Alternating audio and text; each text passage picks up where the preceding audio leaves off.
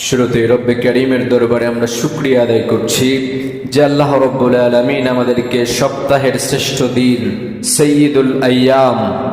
জুমার দিনে যে আল্লাহ তাআলা অসংখ্য অগণিত অসুস্থ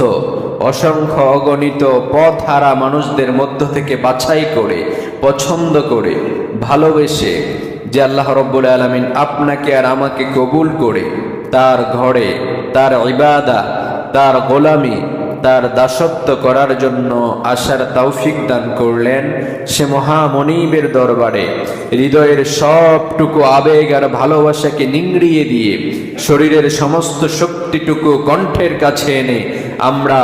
হযরত উমরের মতো হুঙ্কার দিয়ে কালিমাতুশ শুকর আদায় পড়ছি আলহামদুলিল্লাহ। দরুদ এবং সালাম প্রেরণ করছি